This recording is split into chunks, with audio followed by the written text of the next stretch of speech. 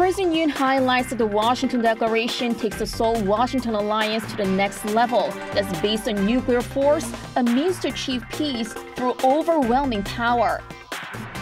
President Yoon is looking at another summit with his Japanese counterparts as early as this weekend, resuming the long-halted regular visits. Inflation eased in April on falling oil prices, but core inflation excluding oil remains high because of services, especially dining out, getting more expensive.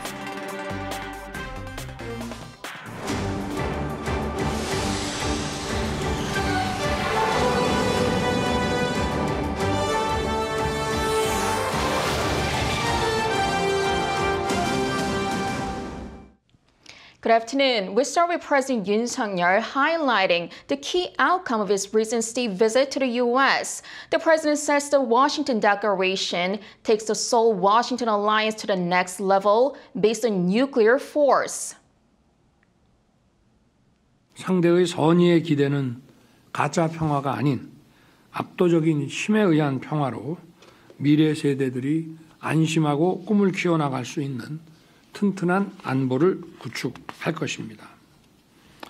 앞으로 미 핵자산의 운용에 관한 정보 공유, 공동 계획, 공동 실행 과정에서 워싱턴 선언을 잘 구체화해 나가는 것이, 그 내용을 잘 채워 나가는 것이 중요합니다. Speaking at a cabinet meeting on Tuesday, President Yoon added that South Korea-U.S. nuclear consultative group is more practical than NATO's nuclear planning group, as it involves only two countries with more frequent communication.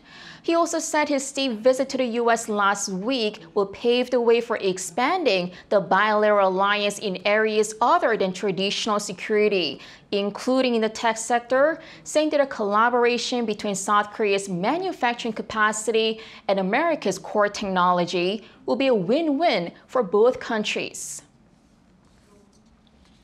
While the Washington Declaration has been drawing criticism from North Korea and China, the U.S. has stressed that the Seoul-Washington nuclear partnership is aimed at enhancing deterrence against North Korea's provocations.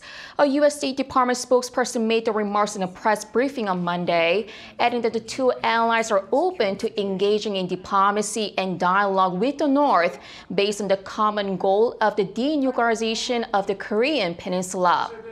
As for Beijing's criticism, despite having been briefed about the plan in advance, the spokesperson said China shouldn't be overacting.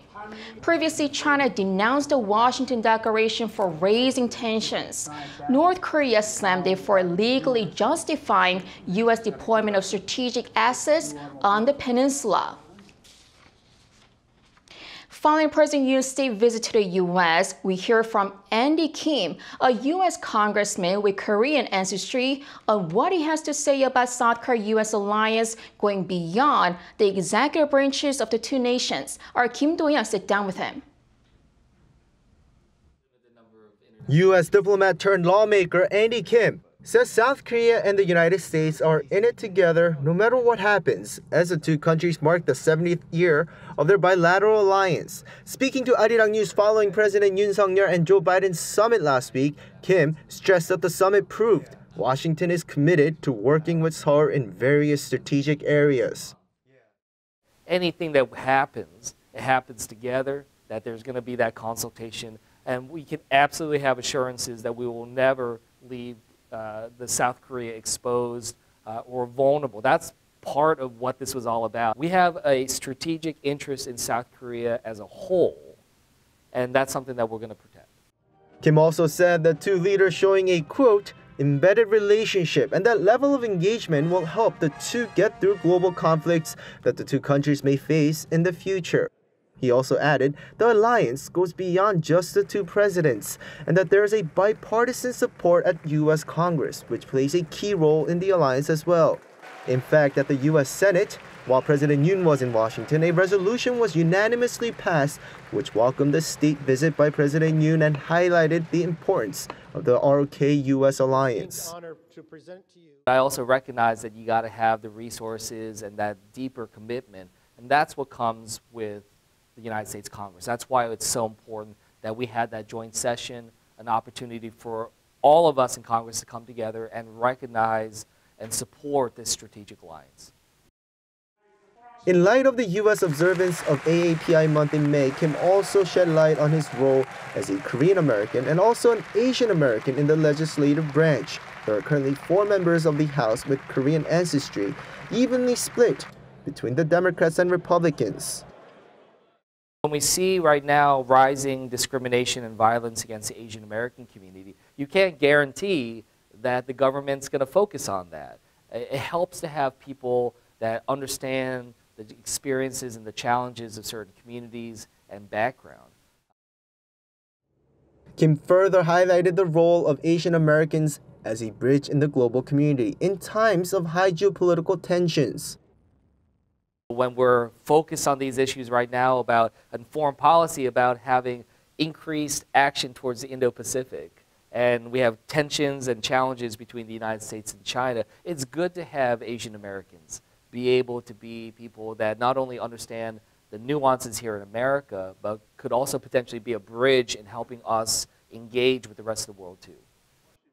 Calling South Korea a, quote, top-tier world power, Kim also expressed hope that South Korea will continue to step up not only as a regional leader, but a global pivotal state. Kim Do-yeon, Arirang News, Washington, D.C. President Yoon is looking at yet another summit coming up as early as this weekend, this time with Japanese Prime Minister Fumio Kishida. His trip will mark the resumption of the long-halted regular visits between the two nations' leaders. Our Han Sung-woo reports. Seoul and Tokyo are in the final stages of negotiating a summit between South Korean President Yoon Suk-yeol and Japanese Prime Minister Fumio Kishida in Seoul this Sunday, May 7th. That's according to a senior official from South Korea's top office, who said that Tokyo had wanted Prime Minister Kishida to make a trip to Seoul since quite a while ago. Contrary to some observations that his visit would take place around the summer, it's been said that South Korea and Japan had already started negotiations for an earlier summit even before President Yoon's state visit to the United States late last month. The two countries are reportedly discussing terms to simultaneously announce the upcoming summit on Tuesday. And if it happens, it would mark the first time a Japanese prime minister visits South Korea in 5 years. Considering it would be held just over 50 days after their summit in Tokyo, South Korea is viewing it as the complete resumption of regular reciprocal trips, or what the two nations' leaders called shuttle diplomacy. Kishida's upcoming visit will come before South Korea, Japan, and the U.S. likely join forces for a trilateral summit in a few weeks on the sidelines of the 49th G7 summit in Hiroshima, to which Yoon was invited by Kishida back in March. It's still being arranged, but the three nations are expected to discuss security cooperation against North Korea's nuclear threats. Some diplomatic sources are even projecting a trilateral consultative body on extended deterrence to be newly launched, but according to a senior South Korean official, negotiations on that haven't begun yet. The latest developments come just days after Yoon and U.S. President Joe Biden signed the Washington Declaration to further strengthen the ironclad ROK-U.S. alliance, a move that has angered not just Pyongyang, but also Beijing and Moscow. China and Russia's foreign ministries have claimed the new accord destabilizes regional security and increases tensions. Han Sung-woo, Arirang News. National Security Advisor Cho Tae-yong says Japanese PM's visit to Seoul will signify two things: the early normalization of the two nations' regular reciprocal trips between leaders, and a chance to discuss issues ahead of the G7 summit. Speaking to YTN on Monday, Cho added that the date of the summit will be announced once an agreement is reached.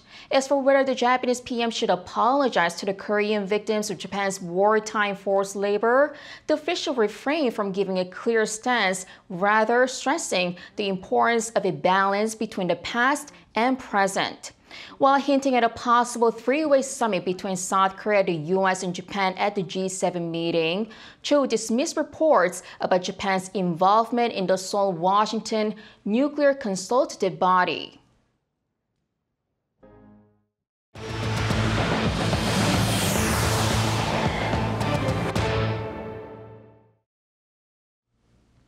Overall inflation in South Korea has continued to cool down in April on falling oil prices, but concerns remain as the prices of services, especially dining out, are getting more expensive. Our Yoon reports. South Korea's consumer price increases, a key gauge of inflation, have fallen below the 4% level for the first time in 14 months. The latest report from Statistics Korea show consumer prices in April rose 3.7% compared to a year earlier. That's down from a peak of 6.3% last July. This follows a drop in oil prices. Prices of petroleum products fell 16.4% on year in April, marking the sharpest decline since May 2020. South Korea's benchmark Dubai crude came to $83.44 per barrel on average in April, which is nearly a 20% drop on year. Prices that haven't dropped, though, include the prices of personal services, which grew faster at 6.1% on year in April, up from the 5.8% in the previous month. This increase comes from the higher costs for dining out, as well as insurance and housing management costs. Officials from Statistics Korea say that given the high base effect, prices are expected to stabilize further in the second half of this year. But uncertainties remain regarding global oil prices, potential hikes in gas and electricity rates, and the $1 exchange rate. Yoon, Arirang News. South Korea's Finance Minister Chu Kyung-ho says economic cooperation between South Korea, Japan, and China could serve as an engine to foster global economic recovery. This as he attended a meeting of finance ministers and heads of central banks from the three countries as part of an annual meeting of the Asia Development Bank that kicked off in Incheon on Tuesday. The finance minister highlighted that the three countries' role, given they together account for 20% of the global economy and 80% of the ASEAN plus 3 nations' economy.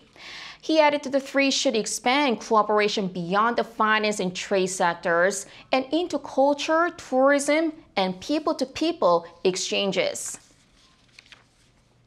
Now, over in the U.S., the troubled First Republic Bank has now been taken over by JPMorgan Chase. First Republic is the third U.S. bank to fall victim to the recent banking crisis. But there are hopes that this takeover may bring the crisis to an end. Song Yoo-jin has the latest. San Francisco-based First Republic Bank, which had been the 14th biggest commercial bank in the U.S. last year, has been sold to banking giant JPMorgan Chase after being taken over by financial regulators. On Monday local time, the Federal Deposit Insurance Corporation announced that it has seized First Republic and that JPMorgan Chase will be purchasing all of the troubled bank's deposits and assets. According to the FDIC, as of April 13th, First Republic had approximately $229.1 billion in total assets and $103.9 billion in total deposits. Following the announcement, U.S. President Joe Biden greatly welcomed the deal. I'm pleased to say that the regulators have taken action to facilitate the sale of First Republic Bank and ensure that all depositors are protected and the taxpayers are not on the hook. This comes a few days after First Republic reported losing about 40% of its deposits in the first quarter of this year. Depositors started losing confidence in the bank, pulling out their money after witnessing the failures of Silicon Valley Bank and Signature Bank in March. Despite a $30 billion rescue package from 11 banks in mid-March, the situation worsened, with the bank's stock falling more than 75% last week. After a rocky few months for the U.S. banking sector, JPMorgan Chase CEO Jamie Dimon told analysts over the phone that though there are chances that another smaller bank may fail, Monday's takeover has pretty much ended the current banking crisis. With Monday's takeover, all 84 First Republic offices across 8 U.S. states are reopening as JPMorgan branches. Song Yoo-jin, Arirang News. The La Niña climate pattern will finally come to an end this month after an unusually long period of 3 years. But the end of the La Niña will be followed by the start of El Niño, which experts say will lead to even harsher summer weather ahead. Lee Seung-jae with more. Roads flooded by record-breaking rainfall in Pakistan. Entire villages in Germany covered in driftwood and garbage after the country's biggest rainfall in 100 years. India seeing temperatures close to 50 degrees Celsius in the month of April. All of this as a result of an unusually long period of the La Niña, oceanic and atmospheric climate pattern that has lasted for 3 years. La Niña refers to the periodic cooling of ocean surface temperatures in the central and east-central equatorial Pacific that usually lasts for 9 to 12 months, but the recent cycle started in August 2020. And as such, the heat imbalance spreading from oceans into the atmosphere can cause global disasters. While weather experts have predicted a transition to the El Niño climate pattern in June, the phenomenon is set to begin a month earlier as the water temperature in the monitoring area rose sharply last month. And according to simulations, by September, water temperatures could rise by more than 1.5 degrees compared to a normal year, resulting in a stronger El Niño. Weather experts in South Korea are closely monitoring the effects of the new El Niño cycle. When El Niño develops during the summer season, the expansion of the high pressure that drives the heat in Korea is delayed. This means the rainy season and intense heat also start late, and southern regions could see frequent heavy rain. And now, what seemed to be an end of unusual weather patterns due to the prolonged La Niña could actually be the beginning of more unsettled weather ahead of the start of El Niño. Lee Seung-jae, Arirang News. BTS member Suga came close to topping the Billboard 200 main albums chart with his first solo album, D-Day, debuting at number 2. The new release became the highest charting album by a South Korean solo artist in U.S. history, sharing the field with bandmate Jimin, whose solo album Face also debuted at number 2 earlier this year. And alongside BTS RM, who picked at number 3 with Indigo last year, Suga is now the third member of BTS to make the top 10 on the Billboard 200 as a solo musician. The Billboard 200 chart ranks the most popular albums of the week in the US. Suga's D-Day claimed the 4th largest weekly sales of 2023 with 122,000 pure purchases. This August, tens of thousands of teenagers from all over the world will descend on Saemangeum in Jeonnam-Buk-do province as South Korea hosts the 25th World Scout Jamboree. Our Choi Soo-young has how preparations are getting in full swing. The World Scout Jamboree, a camping event held by the World Scout Federation every 4 years, boasts over 100 years of history since the first London Jamboree in 1920. This year, from August 1st to 12th, Saemangeum will host the 25th World Scout Jamboree. Over 43,000 teenagers from 170 countries around the world will travel to South Korea's west coast for the event. The upcoming gathering as a global-scale international youth event being held for the first time after COVID-19 will be a great opportunity to promote Korean culture, tradition, and advanced digital technology to the world through the successful hosting of this event. Ahead of the event, Arirang News had the chance to take a sneak peek at the preparations for the festival. The committee is putting its best efforts to prepare for this once-in-a-lifetime opportunity for young people. The 2023 World Scout Jamboree is taking place here in Saemangeum. This is the second time Korea has hosted the event following the 1991 Jamboree, which was held in Gosong, Gangwon-do Province. The Saemangeum Jamboree camping ground will be a total of 8.84 square kilometers, 2.5 times the size of New York City's Central Park. Scouts will be able to experience K-culture within a Korean Cultural Experience Center to strengthen their friendships. About 140 programs are also scheduled to take place, including rope walking and aerobatics. One Girl Scout member says she wants to introduce Korean food to her overseas friends. Korean ramen is delicious whatever its brand, and I'll introduce tteokbokki too because it's a famous food in Korea as well. Officials are working hard to ensure the event goes smoothly. They have implemented measures for crowd control and to cope with infectious disease, heavy rain and heat waves. The director of World Scout Federation says he has great expectations for this jamboree. So we have tens of thousands of scouts from around the world who are looking forward to coming to Korea and experiencing the magic of the World Scout Jamboree here in Saemangeum. And we thank the Korean host for their hospitality. 최수형, Arirang News, Saemangeum.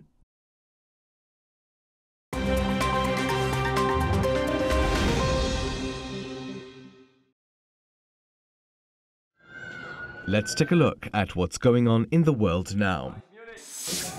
We begin in France, where nearly 300 people have been arrested amid violent May Day protests opposing the French government's plan to increase the retirement age. At least 108 police officers have been injured, while the number of protesters injured is still unknown. The protests took place on International Workers' Day on Monday. France's Interior Ministry says almost 800,000 people took to the streets nationwide, but labor groups claim the number is 3 times higher. While most protests in the country were peaceful, some saw the use of petrol bombs and fireworks, with protesters setting vehicles alight and attacking businesses. The protests follow months of strikes against the retirement age increasing from 62 to 64. The French government says the measure is needed to address a pension funding deficit. Moving over to Sudan, the United Nations said on Monday that the conflict-ridden country could see over 800,000 people flee amid prolonged battles between warring military factions.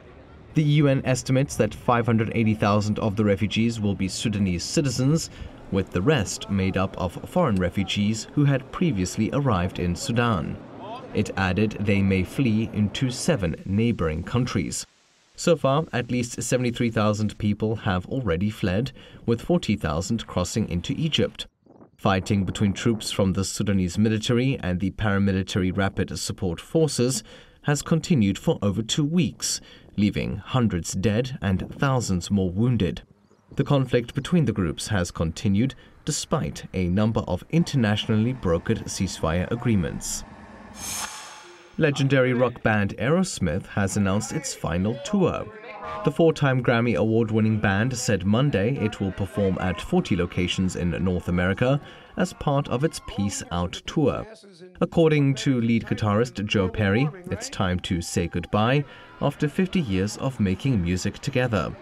The tour will include the original lineup, with the exception of drummer Joey Kramer. Formed in 1970 in Boston, Aerosmith was inducted into the Rock and Roll Hall of Fame in 2001.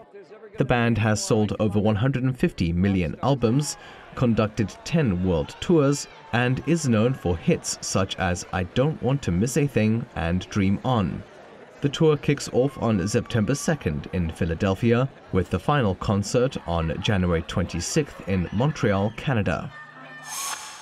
And finally, Barbie has released a new doll in its Inspiring Woman series to honor late Hollywood icon Anna May Wong. Toy company Mattel said on Monday that the doll is meant to increase representation in the toy aisle. Anna May Wong starred in hit Hollywood movies in the 1920s and 1930s and is seen as the first Chinese-American movie star. The doll's release coincides with Asian American Pacific Islander Month, which recognizes the contributions of Asian Americans and Pacific Islander Americans to U.S. history. Matthew Ashley, Arirang News.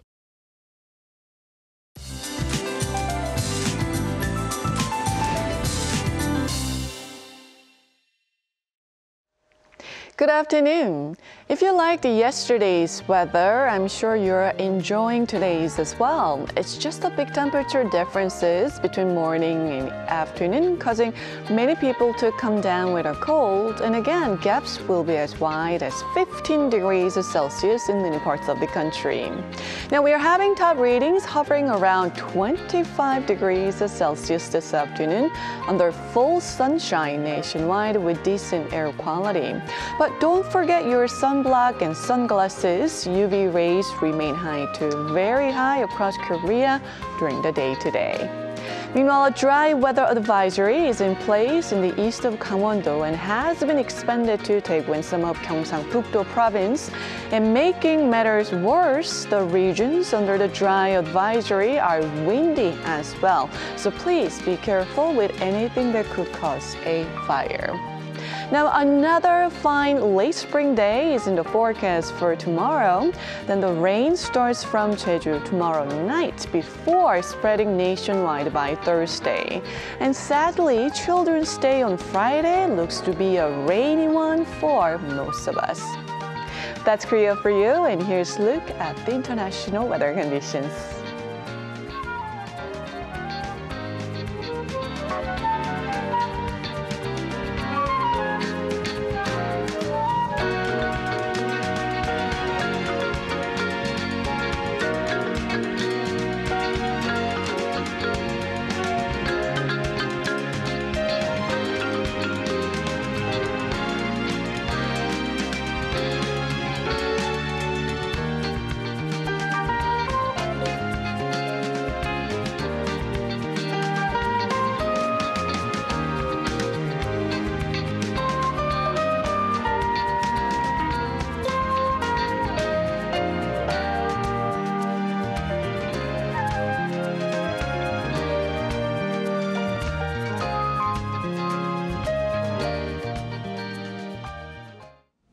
Thank you so much for watching. Have a great rest of the day.